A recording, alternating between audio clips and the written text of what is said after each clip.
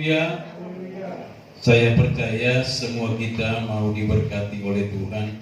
Tolong dikecilin sedikit wirelessnya. Pagi hari ini kita bersyukur karena Tuhan Yesus baik dalam hidup kita, yang masih memberikan lagi kesempatan kita ada di hadirat Tuhan. Dan saya percaya bahwa tidak semua orang bisa ada seperti begini, karena situasi yang tidak memungkinkan. Tetapi bersyukurlah kalau saudara masih ada di hadirat Tuhan pagi hari ini. Puji Tuhan, minggu depan itu adalah Jumat Agung dari Paskah. Hari Jumat itu Jumat Agung tanggal 2, tetap kita laksanakan di sini jam 5 sore. Kemudian Paskah hari Minggunya kita pun adakan ibadah kebangkitan Tuhan Yesus Kristus. Mari kita melihat Mazmur 121 ayat 1 dan 2. Saya berbicara dari hal Yesus penolongku yang sejati. Bisa berkata amin? Amin. Yesus penolongku yang sejati. Karena pertolongan Tuhan pasti memberikan kekuatan kepada kita. Haleluya. Yesus penolongku yang sejati. Mari kita buka Mazmur pasal 121 ayatnya yang pertama dan ayat 2. Mazmur 121 ayat pertama dan 2. Coba perhatikan baik-baik. Nyanyian ziarah, aku melayangkan mataku ke gunung-gunung. Dari manakah akan datang pertolonganku? Pertolonganku ialah dari Tuhan yang menjadikan langit dan bumi. Bisa berkata amin.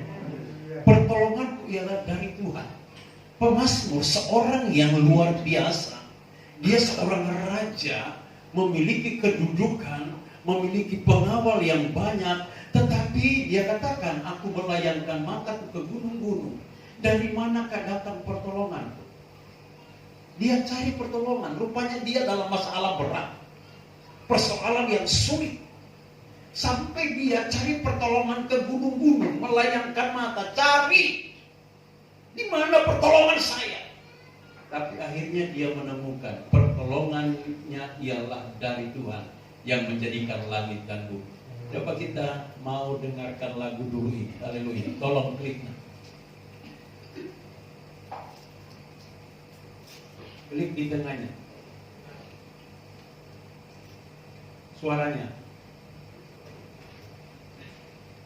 bisa. Yang laptop itu ditindis.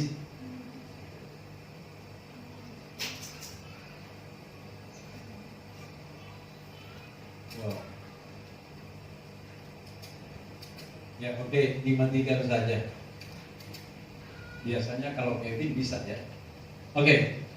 Nah, lihat kata penolong sejati. Karena saya berbicara dari hal Yesus penolongku yang sejati. Penolong sejati artinya ini. Penolong yang selalu, pertama, penolong yang selalu ada. Itu penolong sejati. Yesus penolong sejati artinya penolong yang selalu ada, memberikan kekuatan, siap sedia dalam segala waktu. Itu penolong yang sejati. Dia penolong yang memberikan kekuatan, selalu ada, siap sedia dalam segala waktu. Makanya Mazmur 121 ayat 3, ia takkan membiarkan kakimu goyah, penjagamu tidak akan terlelap. Sesungguhnya tidak terlelap dan tidak tertidur penjaga Israel. Dia ada di setiap waktu. Yesus penolong kita yang sejati karena dia ada di setiap waktu. Dia penjaga Israel, penjaga kita, tidak pernah tertidur. Bisa berkata amin. Satpam bisa tidur, polisi bisa tertidur, orang-orang rumah bisa tertidur. Tidak bisa menjaga kita 1 kali 24 jam. Tetapi pemazmur berkata sesungguhnya tidak terlelap dan tidak tertidur penjaga Israel, yaitu Tuhan kita. Bisa berkata amin. Dialah penjaga Israel. Dialah penolong yang selalu ada, memberikan kekuatan siap sedia dalam segala waktu. Itulah Yesus. Yesus penolongku yang sejati. Dia selalu membutuhkan Dia. Ketika kita dimanapun kita berada, Dia ada di situ. Dan Dia tidak pernah tertidur, tetap menjaga kita siang dan malam. Bisa berkata amin? Itu namanya penolong yang sejati. Kalau penolong yang tidak sejati, banyak kekurangannya. Maling bisa masuk karena ternyata penjaganya tertidur, atau penjaganya bisa kemana-mana. Tapi penolong yang sejati adalah selalu ada, tidak pernah absen, memberikan kekuatan terus-menerus, siap sedia dalam segala waktu. Haleluya. Penolong yang sejati artinya juga ini, penolong yang melindungi setiap saat, dalam situasi apapun dan dimanapun. Penolong yang sejati adalah penolong yang melindungi setiap saat, dalam situasi apapun dan dimanapun. Kalau penolong yang tidak sejati, maka dia tidak bisa setiap saat, setiap waktu kita butuhkan. Karena dia punya kekurangan. Dia ada waktu-waktu tertentu kita butuhkan. Termasuk dokter. Tadi Ibu Miel sudah bersaksi, wah, rumah sakit penuh, harus antri. Tetapi Yesus, ketika kita datang kepada Dia, pintunya tetap terbuka untuk kita. Bisa berkata amin. Setiap waktu, dimanapun kita berada, ditolong. Makanya pemazmur berkata begini, ayat yang kelima, Tuhanlah penjagamu, Tuhanlah naunganmu di sebelah tangan kananmu. Ayat 6, matahari tidak menyakiti engkau waktu siang, atau bulan pada waktu malam. Siang malam Tuhan jaga kita. Ayat 7, Tuhan akan menjaga engkau terhadap segala kecelakaan. Dijaga dari kecelakaan setiap saat. Dia akan menjaga nyawamu. Tuhan akan menjaga keluar masukmu dari rumahmu, keluar masuk rumahmu, dari sekarang sampai selama-lamanya. Bisa berkata amin. Itulah Yesus penjaga kita. Dialah penjaga, penolong kita yang sejati. Itulah sebabnya Bapak Ibu Saudara, saya mau katakan kepada saudara, kalau mau memiliki penolong yang sejati, terus berseru, minta pertolongan dari Tuhan kita Yesus Kristus. Haleluya. Tuhan Yesus adalah penolong yang sejati.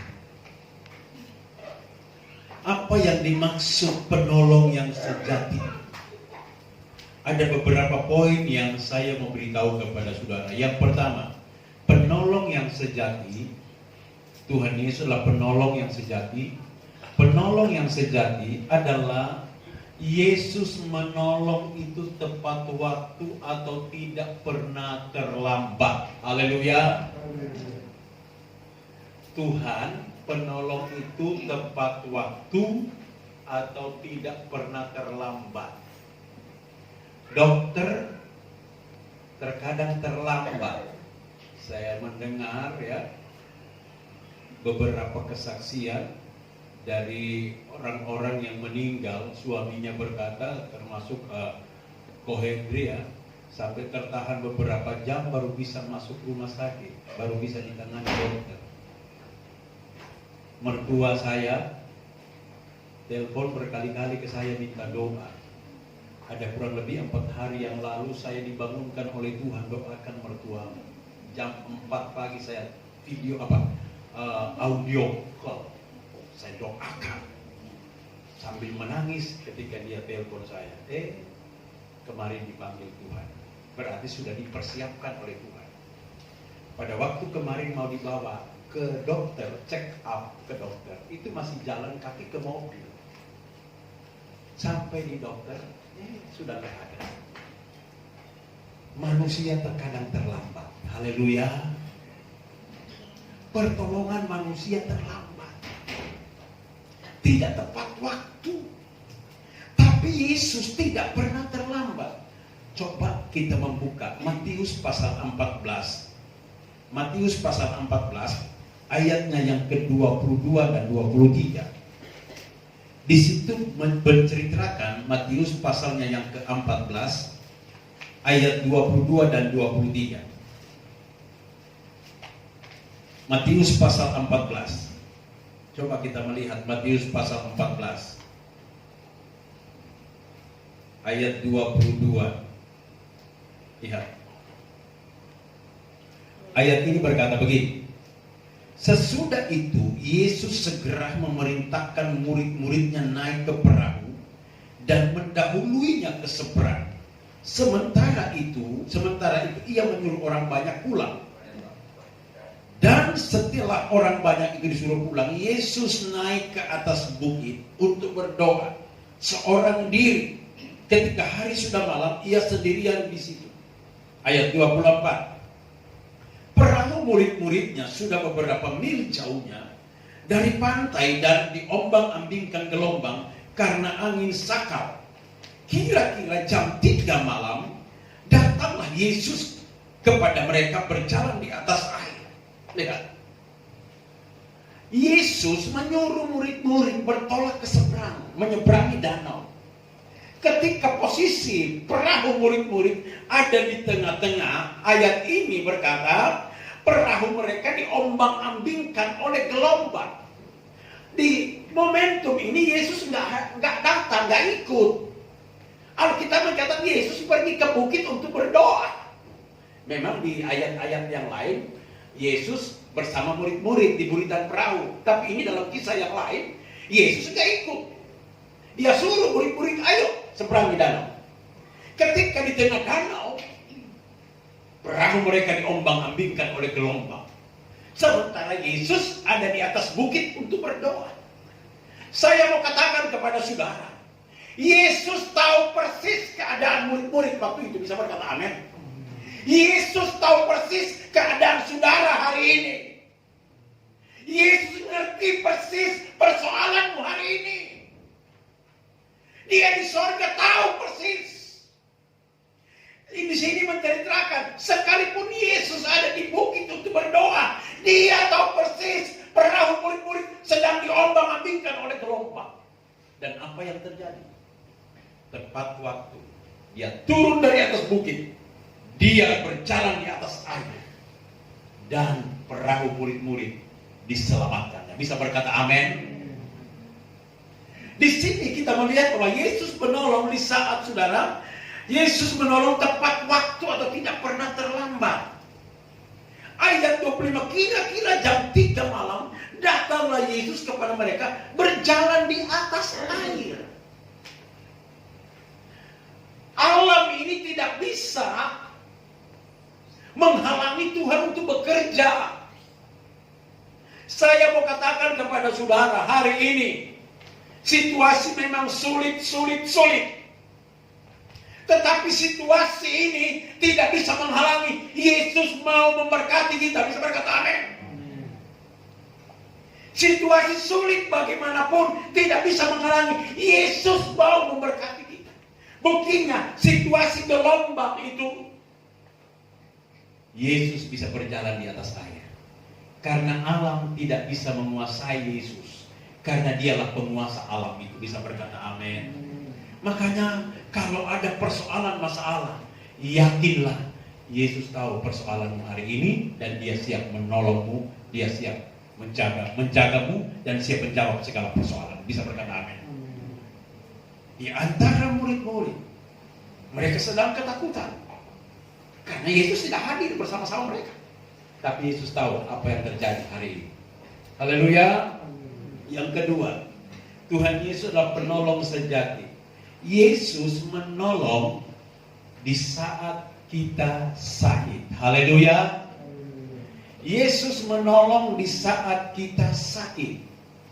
Contoh ya, kita buka di dalam Markus pasalnya yang kelima. Markus pasal 5. Mari kita buka Markus pasal 5. Ayatnya yang ke-21.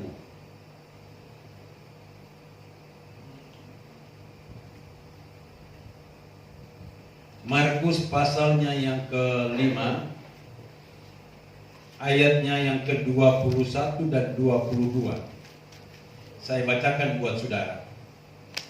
Sesudah Yesus menyeberang lagi dengan perahu, orang banyak berbondong-bondong datang mengerumuni dia sedang dia berada di tepi danau. Datanglah seorang kepala rumah ibadat yang bernama Yairus. Ketika ia melihat Yesus, tersungkurlah ia di depan kakinya dan memohon dengan sangat kepadanya, "Anakku perempuan sedang sakit, hampir mati. Datanglah kiranya dan letakkanlah tanganmu ke atasnya supaya ia selamat dan ia tetap hidup." Lihat, Yesus penolong di saat kita sakit. Di sini ada seorang kepala rumah ibadah yang bernama Yairus, anaknya sakit dan hampir mati. Bahkan dalam kisah selanjutnya ini, anaknya itu sampai Yesus datang sudah mati. Akhirnya dibangkitkan oleh Yesus. Di sini dikatakan bahwa Yesus menyembuhkan anak Yairus, dan ayat selanjutnya ada wanita 12 tahun pendarahan pun disembuhkan oleh Yesus. Yesus menyembuhkan anak Yairus yang sakit karena dia penolong yang sejati.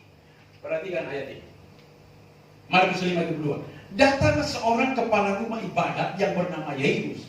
Ketika ia melihat Yesus, tersungkurlah ia di depan kakinya dan memohon, ayat 23, dan memohon dengan sangat kepadanya, "Anakku perempuan sedang sakit, hampir mati. Datanglah kiranya dan hendaklah dan letakkanlah tanganmu di atasnya supaya ia selamat dan tetap hidup." Dan anaknya disembuhkan oleh Tuhan. Hampir mati, sudah sekarat.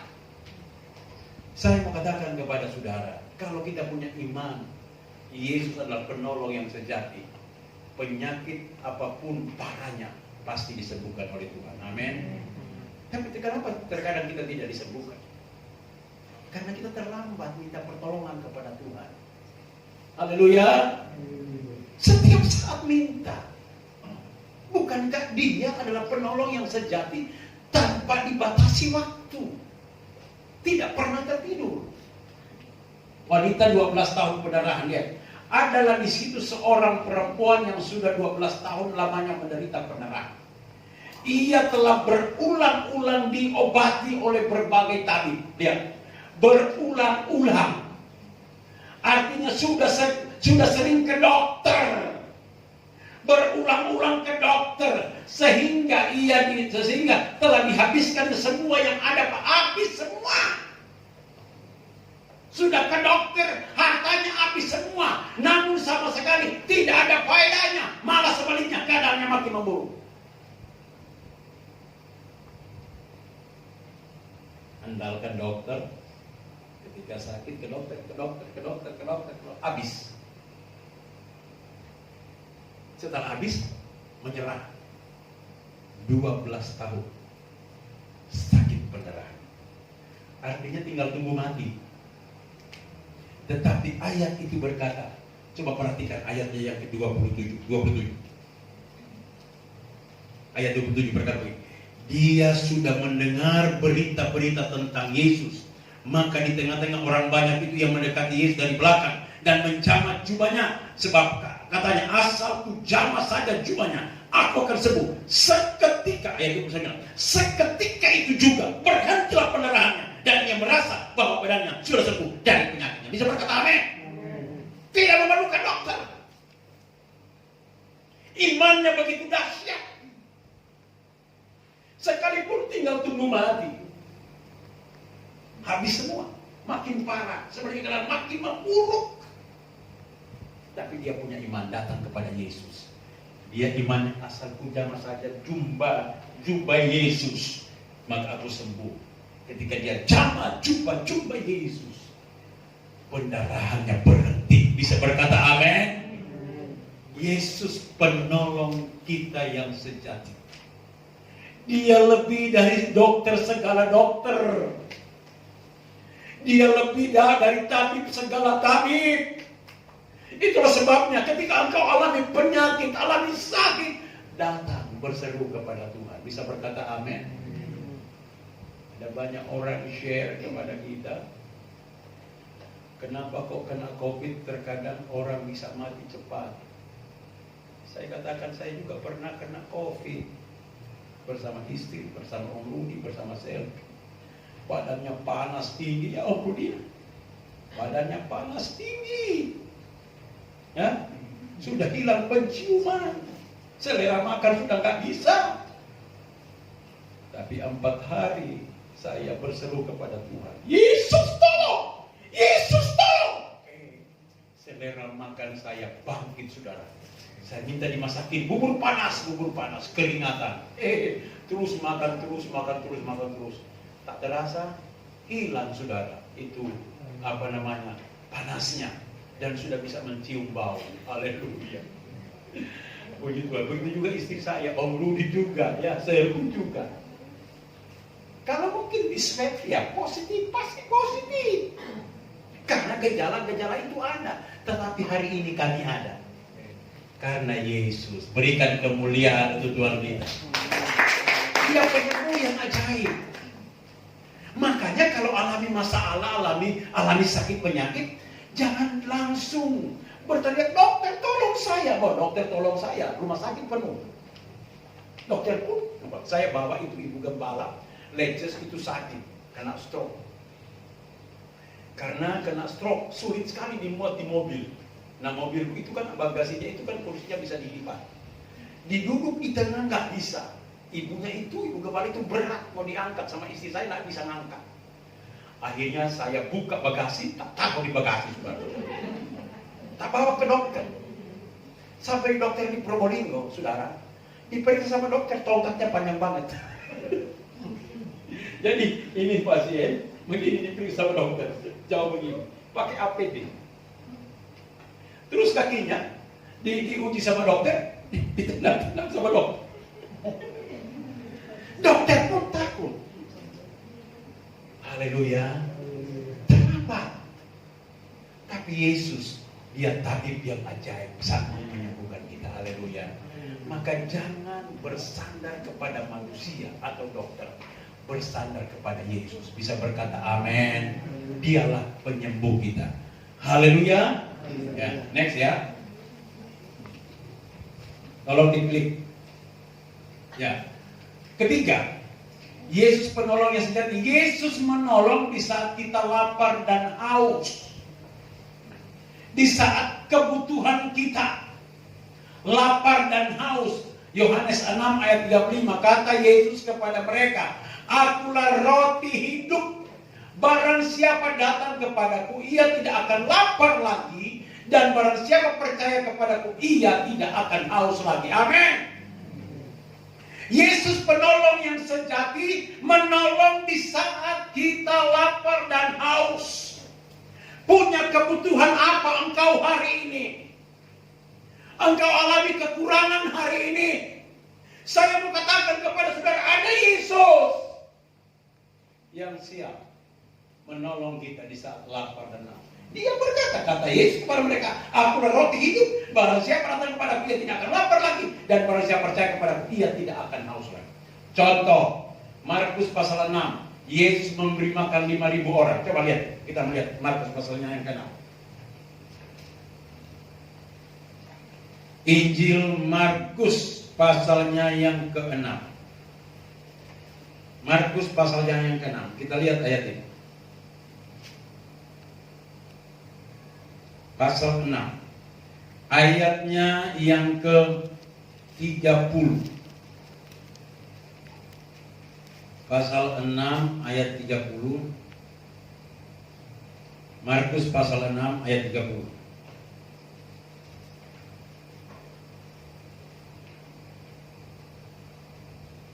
Ya, saya bacakan buat saudara.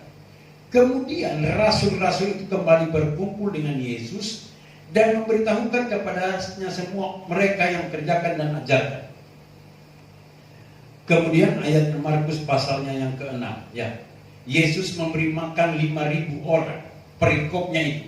Lalu ia berkata kepada mereka, marilah ke tempat yang sunyi, supaya kita sendirian dan beristirahat seketika. Sebab memang begitu banyak orang yang datang dan pergi, sehingga mereka makan pun mereka tidak sempat. Ya, mereka tidak sempat makan. Kemudian di situ orang banyak itu berkumpul, kurang lebih 5.000 orang laki-laki. 5.000 orang laki-laki, belum termasuk istri dan anaknya. Bisa ditaksir, bisa 15.000 orang. Yesus menyuruh murid-murid cari makan, beri mereka makan. Mereka lapar, mereka haus. Tiba-tiba mereka cari makanan tidak ketemu. Tapi ketemu seorang anak yang membawa 5 ketul roti, 2 ekor ikan. Perhatikan, 5 ketul roti, 2 ekor ikan. Bukan roti besar, karena yang bawa anak kecil. Bukan ikan paus, yang bawa anak kecil, ikan kecil. Tetapi saudara perhatikan ayat ini ketika memberi makan 5.000 orang laki-laki. Dan setelah ayat 6, dan setelah ia mengambil 5 roti dan 2 ikan itu, ia menengadah ke langit dan mengucap berkat. Perhatikan ini.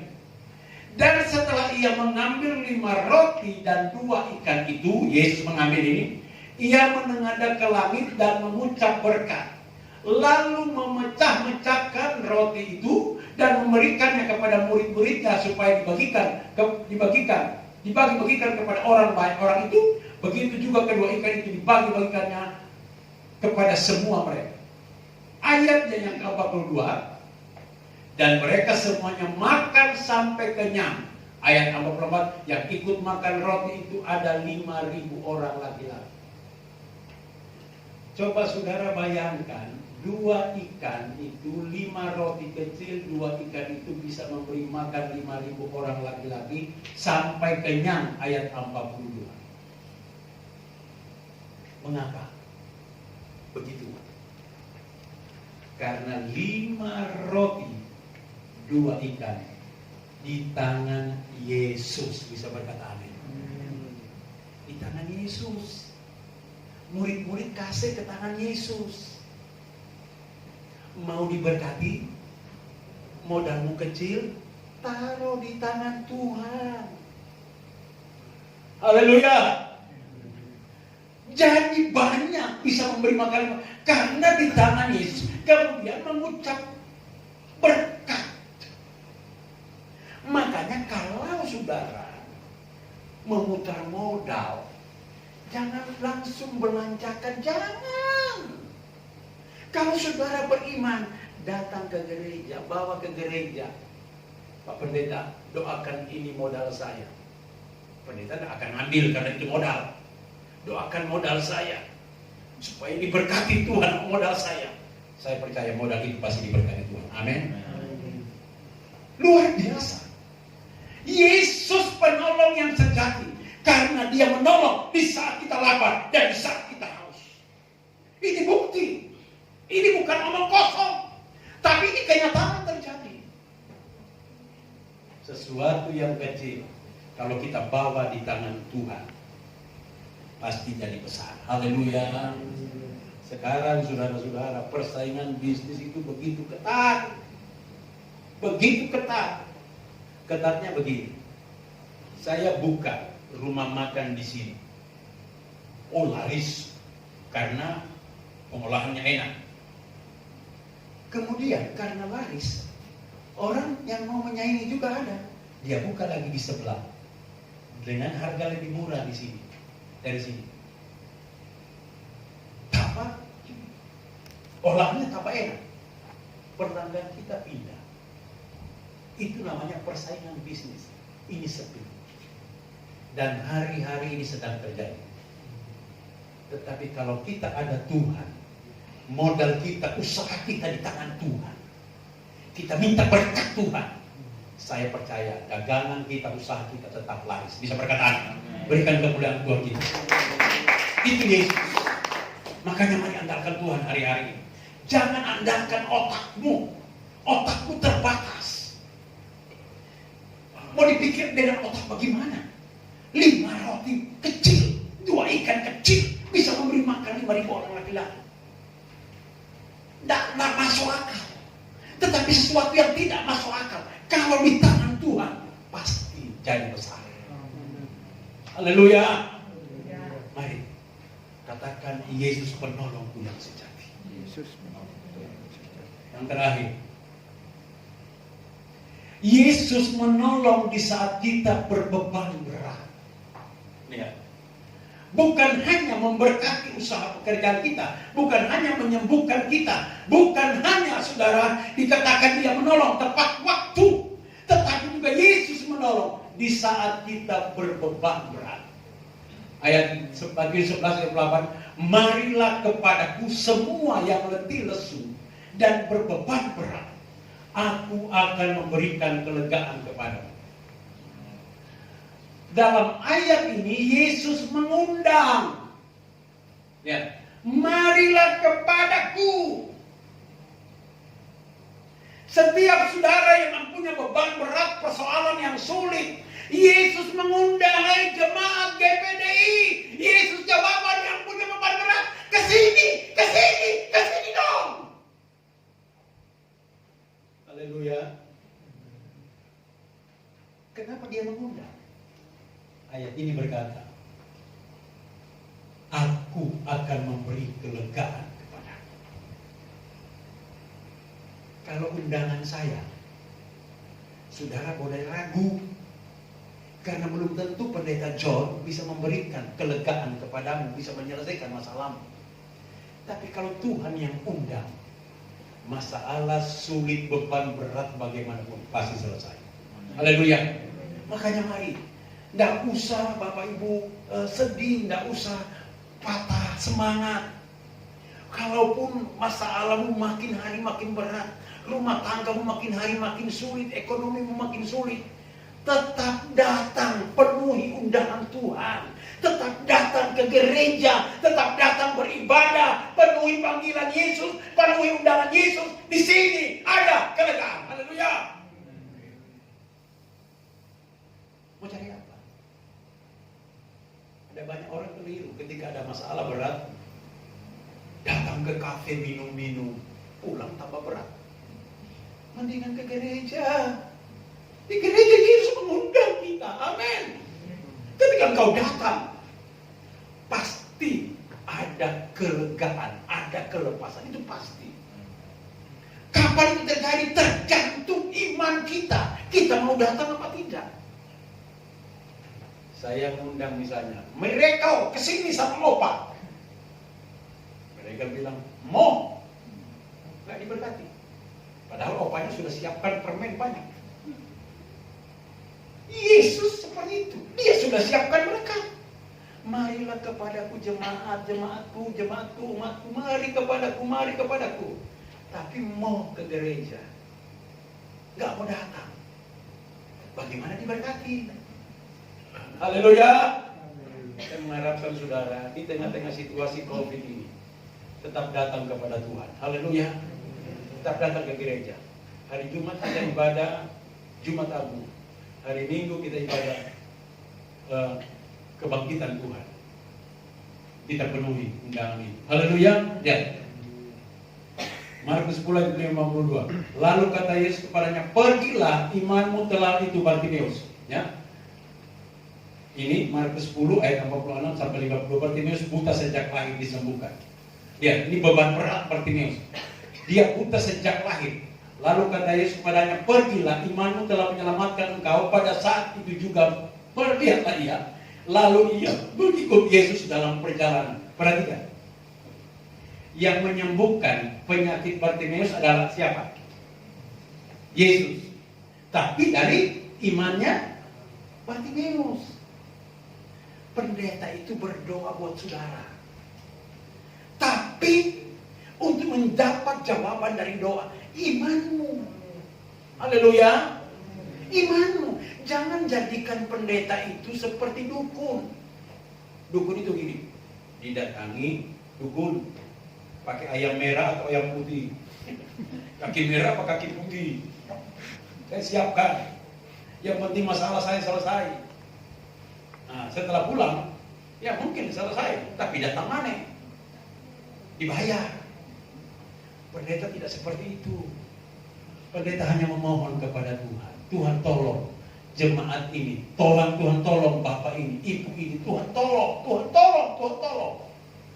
Yang membuat Tuhan tolong adalah imanmu, kepercayaanmu. Sekalipun saya sudah jungkir balik doa buat saudara, Tapi saudara tidak percaya mujizat Tuhan tidak akan alami mujizat. Saya berdoa, saudara yakin. Amin. Aminkan doa.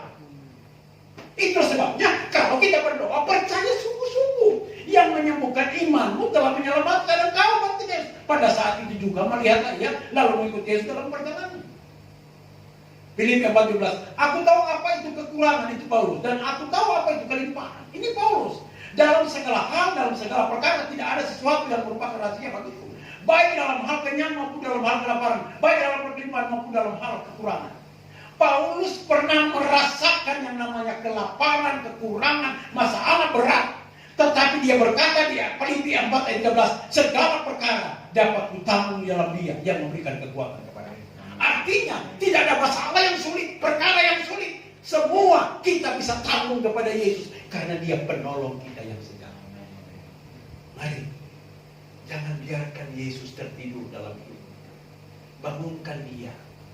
Kalau kita terus berseru kepada Dia, pasti waktu Tuhan yang tepat pasti menolong. Amin. Adakah kau punya masalah hari ini terlalu berat, terlalu sulit, tidak bisa dipikir oleh akalmu? Mungkin masalahmu bagaimana saya ke depan. Tapi saya mau katakan, masa depanmu sungguh amat ada karena ada Yesus.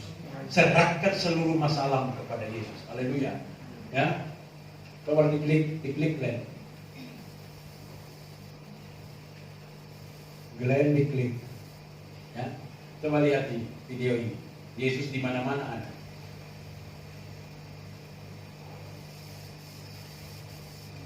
Ya. Di saat kita nyuci mobil, ngelap mobil, masak, Yesus ada. Tidak kelihatan. Secara mata jasmani dia ada. Di saat anak-anak kita main, dia jaga.